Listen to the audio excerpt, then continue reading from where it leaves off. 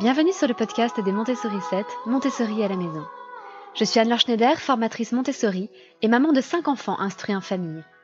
Ma mission, c'est d'aider les parents, les assistantes maternelles, bref, tous ceux que dans notre communauté nous appelons des souricettes, à mettre en pratique la philosophie Montessori chez eux, avec leurs enfants ou les enfants qu'ils gardent. Dans ce podcast, nous parlerons donc de pédagogie Montessori, mais aussi de discipline positive, d'instruction en famille, ce que l'on appelle aussi l'école à la maison, de co-schooling et de bien d'autres choses encore. Et voici notre dernier épisode, du moins pour l'instant, dans cette mini-série spéciale pour décortiquer les objectifs directs et indirects de différents domaines d'activité Montessori. Aujourd'hui, nous abordons donc les activités de calcul Montessori, plus spécifiquement entre les âges de 3 et 6 ans, même si on fera des petites incursions sur quelques activités qui se déroulent aussi après, entre 6 et 9 ans.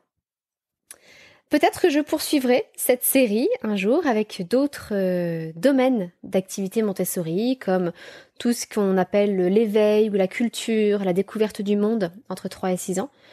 Peut-être qu'on parlera aussi du dessin, de l'art, de tout un tas de choses. Mais aujourd'hui, restons-en sur le calcul. Sachez aussi que c'est la deuxième fois que j'enregistre cet épisode, puisque la dernière fois, la batterie de mon micro m'a lâché en plein milieu et je ne m'en suis pas rendu compte. Enfin, en plein milieu. Je pense qu'elle s'est arrêtée en fait quelques minutes après le début de l'enregistrement. Donc j'ai perdu ce premier enregistrement et je vous avoue que c'est assez frustrant. Mais bon, ça arrive. C'est aussi pour ça que cet épisode sort un jour plus tard que prévu. Parce que du coup, j'ai dû recommencer alors que je n'avais pas de créneau dans la journée pour le refaire. Donc j'ai dû attendre le lendemain. Eh bien, lorsqu'on parle de calcul, à quoi pense-t-on ? La plupart du temps, on pense facilement à la numération et aux 4 opérations. Alors, c'est très vrai. Le premier grand objectif des activités de calcul Montessori entre 3 et 6 ans, c'est d'aborder le dénombrement et la numération. Mais allons un petit peu plus loin dans ce que cela veut dire d'aborder le dénombrement et la numération. On a parfois l'impression que compter, c'est savoir réciter 1, 2, 3, 4, 5, 6, 7, 8, 9, 10, etc. Ça s'appelle en fait réciter la comptine numérique. Alors j'ai déjà abordé dans un autre podcast ce que cela signifiait vraiment de savoir compter et les différences entre dénombrer, compter, etc. Là, dans la pédagogie Montessori, on cherche vraiment à apprendre à associer une quantité à un nombre. Donc c'est à la fois réciter la comptine numérique, dénombrer la quantité en prenant les éléments un par un et en récitant en parallèle la comptine numérique pour savoir quelle quantité est présente devant nous.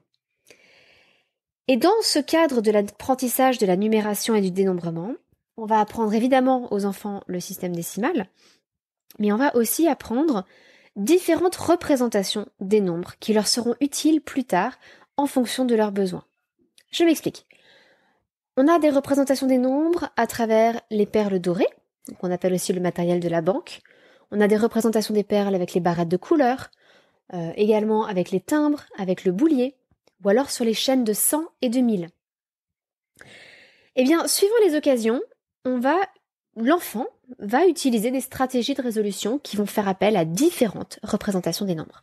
Par exemple, si on envisage une soustraction, on peut envisager la soustraction de 22 moins 15. 22 moins 15, l'enfant peut se le représenter sous la forme des perles dorées, par exemple, ou du boulier, peu importe, la représentation avec laquelle il est le plus à l'aise, ou peut-être avec les timbres, et il va, dans sa tête, retirer 15 à 22. Ok. Mais si on veut calculer à quel âge est mort quelqu'un, par exemple, entre 1950 et 1978, eh bien, la représentation la plus utile sera peut-être la représentation linéaire sur la chaîne de 1000, ou en l'occurrence là, sur 2 chaînes de 1000, pour arriver jusqu'à 1978. Pourquoi ? Parce que imaginez le nombre 1950 représenté sur une frise numérique ou sur une chaîne de 1000, de 2000. Donc imaginez-vous la perle numéro 1950 et puis la perle 1978. En fait, on se moque totalement de tout ce qui vient avant. Les 1900 et quelques perles, on s'en fiche. Tout ce qui compte, c'est ce dont on a besoin pour passer de la perle 1950 à la perle 1978. Et du coup, d'avoir cette représentation linéaire permet de ne pas s'affoler devant la grandeur des nombres, 1950 c'est beaucoup, et de simplement se concentrer sur la différence entre les deux, qui elle est très faible, et qui en fait revient à faire 78 moins 50. Et donc là on peut trouver assez facilement la différence qui est de 28. Vous voyez que suivant les situations, les problèmes, les problématiques de la vie de tous les jours, l'enfant va faire appel à différentes représentations, et c'est le premier objectif des activités de calcul Montessori, c'est de l'aider à se forger ces différentes représentations mentales des nombres. Deuxièmement, évidemment, on va travailler aussi les opérations. C'est très juste, mais on ne va pas aborder les opérations sous l'angle de la technique opératoire uniquement. La technique opératoire en soi ne suffit pas, ce n'est rien. Si on sait faire les choses sans savoir pourquoi, un jour ou l'autre, on va oublier comment on fait les choses et on ne pourra pas retrouver la technique opératoire parce qu'on n'aura pas compris pourquoi il y avait cette technique opératoire. De même, lorsqu'on va traiter des cas un petit peu limites, des exceptions, des cas compliqués, par exemple lorsque vous avez des zéros qui interviennent dans les nombres, vous voyez, si on fait du 2003 moins 1470, comment est-ce qu'on gère ces zéros, etc. La technique opératoire pure risque de poser problème dans certains cas. Et donc il est important d'avoir compris ce qui se passe derrière, le véritable mécanisme profond de l'opération, parce qu'alors la pure technique opératoire devient évidente. Troisième objectif, on va travailler les rapports entre les nombres. Grâce à ces représentations mentales dont je vous parlais, l'enfant va pouvoir comprendre les rapports entre les nombres, les proportions des objets. L'enfant va être assez à l'aise avec le système décimal, la hiérarchie des nombres, etc. Et va avoir, grâce à ces représentations concrètes des nombres, une vision très claire de leur proportionnalité, comme je vous le disais. Alors ça peut vous paraître un petit peu abstrait. Ce que je veux dire par là, c'est que si vous prenez le cabinet de géométrie Montessori, par exemple, vous allez avoir des rectangles de différentes tailles. C'est-à-dire qu'il y a un côté qui fait toujours la même dimension, et l'autre côté est plus ou moins grand. Vous avez des rectangles de différentes formes. En revanche, on peut imaginer deux rectangles qui ont exactement la même forme, mais pas la même taille. Donc ça, ce sont les rapports entre les nombres. Et ces rapports entre les nombres, ce sont des notions mathématiques, évidemment, qui vont préparer aux fractions, qui vont préparer à tout un tas de choses. Le fait qu'il y a le même rapport entre 1 et 3 qu'entre 2 et 6, c'est quelque chose que l'enfant va pouvoir percevoir sensoriellement, mais c'est quelque chose que l'enfant va retrouver partout dans sa vie, partout dans le monde. C'est un outil pour mieux appréhender le monde. Dans l'Antiquité, par exemple, on considérait que pour que un bâtiment, un temple ou quoi que ce soit harmonieux, il fallait que ces dimensions, que le rapport entre ces dimensions corresponde au nombre d'or. C'est-à-dire qu'il fallait que la largeur, par exemple, soit égale à la hauteur multipliée par le nombre d'or. Et on considérait que c'était un signe d'harmonie. Ces rapports entre les nombres, les rapports entre les quantités, c'est ce qui va déterminer l'harmonie visuelle, esthétique, et c'est aussi ce que l'on retrouve dans la musique, dans les rapports entre les notes. En fait, entre un do et un do plus aigu, une octave au-dessus, il y a simplement un rapport de proportionnalité entre la fréquence du son, et c'est quelque chose que l'on peut observer sur des instruments à cordes, par exemple. Si vous prenez une corde et que alors il me semble que si vous la coupez en deux, vous allez obtenir la note une octave au-dessus. La même corde, avec la même tension, si vous la coupez en deux, vous allez obtenir un son qui est une octave plus haute. On l'observe aussi avec des instruments comme l'orgue. Dans les tuyaux de l'orgue, si un tuyau est 2 fois plus petit qu'un autre, vous allez avoir un son qui est une octave au-dessus. Les rapports entre les nombres, c'est donc ce qui va permettre aux enfants de découvrir les tailles, les formes, et donc de mieux appréhender le monde dans la poursuite de la vie sensorielle dont j'ai parlé il y a 2 jours. 4e objectif, qui peut paraître très loin des enfants de 3 à 6 ans, c'est que l'on va aussi aborder, au-delà du calcul, des notions d'algèbre et ses rapports avec la géométrie. Alors techniquement, l'algèbre, on va surtout la travailler avec un matériel de vie sensorielle qu'on appelle les cubes du binôme et du trinôme, qui représentent en fait des équations algébriques. Alors, sans support visuel, sans pouvoir vous montrer comment ces cubes sont une représentation géométrique de ces équations algébriques, je ne vais pas pouvoir vous l'expliquer là à l'oral dans un podcast. Quelque chose que je fais en détail dans la formation vie sensorielle, justement pour expliquer ce que l'on prépare à travers ce matériel, mais sachez simplement que dans ces cubes du binôme, qui sont constitués de petits parallélépipèdes et des cubes qu'on assemble pour former un grand cube, eh bien, en fait, il s'agit de la représentation géométrique de a plus b au cube et de a plus b plus c au cube. Ça, c'est le cube du trinôme.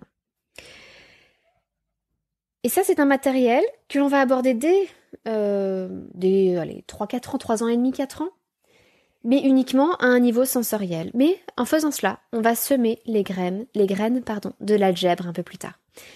Et faire le lien à chaque fois entre l'algèbre et la géométrie pour donner des éléments à l'enfant, des outils à l'enfant qui vont lui permettre de construire des modèles abstraits du monde. L'algèbre, c'est en fait une abstraction. Et la géométrie est une représentation concrète de cette abstraction. Alors, bon, les maths, c'est mon dada. J'ai une formation scientifique à la base, avec des études que j'ai poussées longuement en mathématiques et en informatique. Donc voilà, je sais que c'est difficile à expliquer à l'oral, mais on sème les graines de l'algèbre, ses rapports avec la géométrie, dans toutes les activités de calcul Montessori, et y compris les activités de vie sensorielle aussi. 5e objectif, extrêmement important, c'est le développement du raisonnement mathématique et la résolution de problèmes. Et tout cela, c'est possible grâce aux représentations concrètes des choses.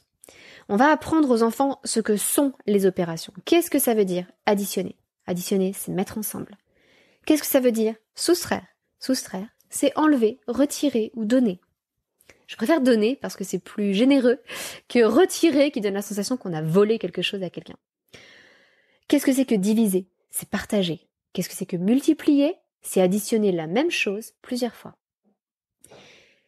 Tout ça, les enfants même de 4 ans sont parfaitement capables de le comprendre, de l'appréhender. Et ça va les préparer à la résolution de problèmes. Parce qu'ils, s'ils savent vraiment en profondeur ce que représente une opération, au-delà de la technique opératoire, eh bien ça veut dire que face à une situation de la vie de tous les jours, ils vont instinctivement savoir vers quelle opération il faut se tourner. Parce qu'ils auront bien compris de quoi il s'agissait.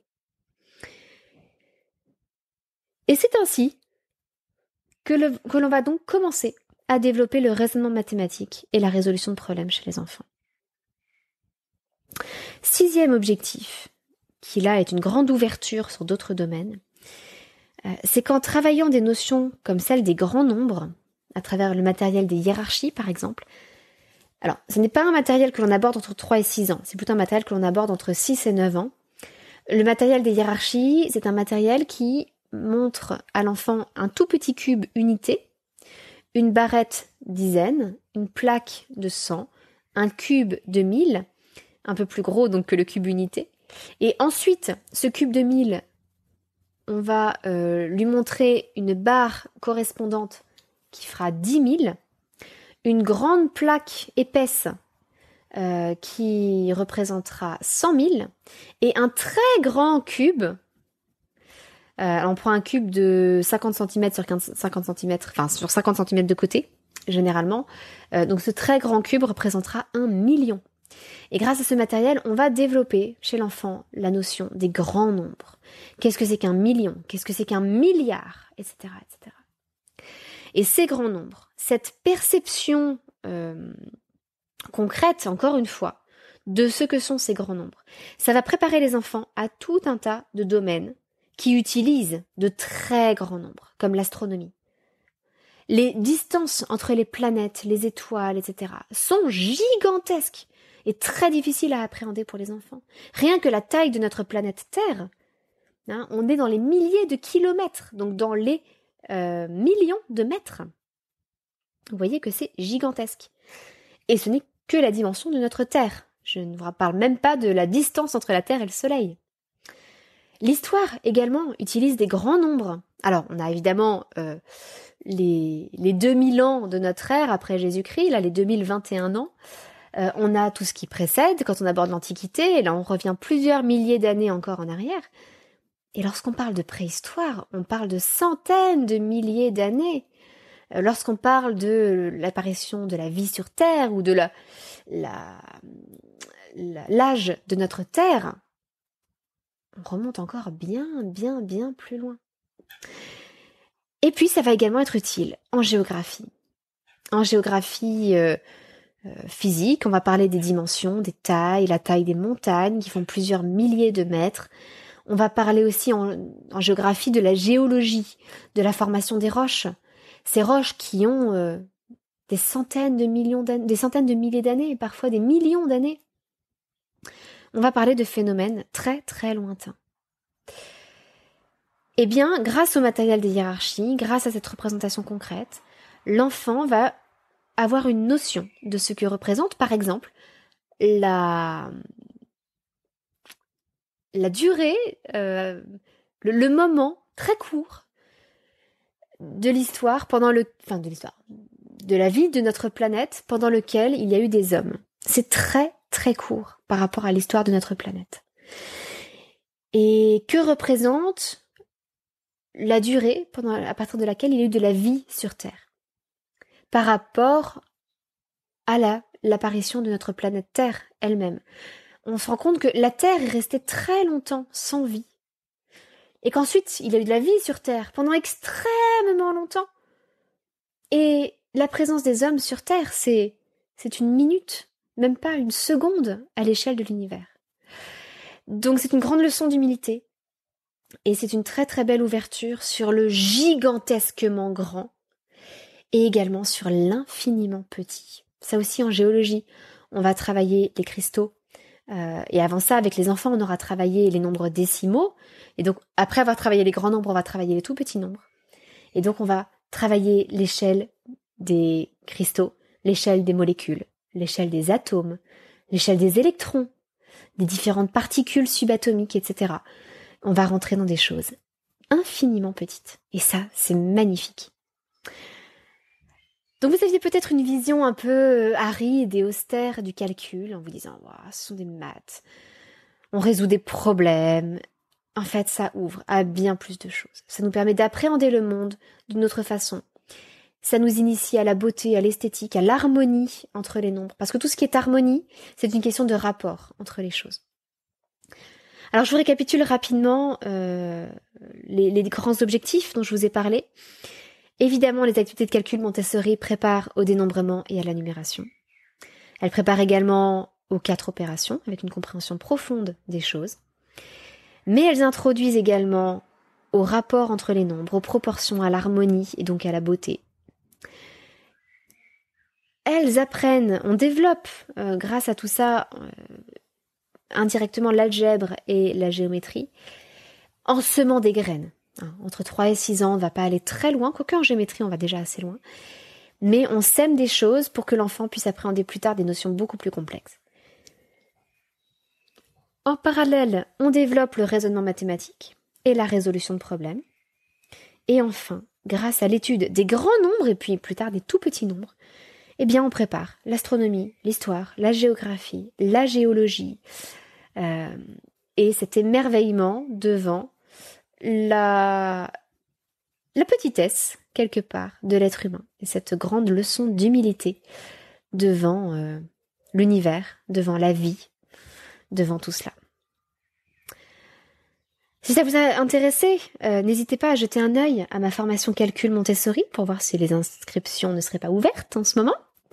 Elles sont ouvertes seulement à quelques moments pendant l'année, mais vous pouvez aussi vous inscrire sur la liste de diffusion pour rejoindre notre communauté ouverte à tous, qui s'appelle le Terrier des Montessori 7, et vous serez prévenus à l'ouverture de chacune des formations. J'ai été ravie de partager avec vous cette mini-série. Si elle vous a plu, n'hésitez pas à mettre un petit commentaire, par exemple sur Apple Podcast, et à me le dire que ça vous a beaucoup plu et que vous aimeriez si vous aimeriez que je prolonge cette série avec d'autres domaines d'activité Montessori. Et c'est quelque chose que je pourrais faire à l'avenir si cela vous intéresse. N'oubliez pas aussi que vous pouvez me poser toutes vos questions et je tâcherai d'y répondre dans un épisode de podcast ultérieur. Pour ça, vous pouvez aller sur... alors tous les liens sont dans les notes de cet épisode, mais vous pouvez aller sur le site des Montessori 7, sur la page podcast, et vous avez un petit répondeur sur lequel vous pouvez me laisser votre message avec votre question, et je pourrai ainsi vous citer, c'est-à-dire ajouter votre message au podcast pour répondre à votre question. C'était un plaisir, malgré tout, malgré la frustration, de réenregistrer cet épisode et de vous imaginer en train de l'écouter. C'est un plaisir d'être dans vos oreilles une fois par semaine. Je vous donne rendez-vous mardi prochain pour le prochain épisode. Et d'ici là, je vous souhaite une excellente journée, une excellente fin de semaine. Et je vous dis à très bientôt. Votre petite sourisette, Anne-Laure.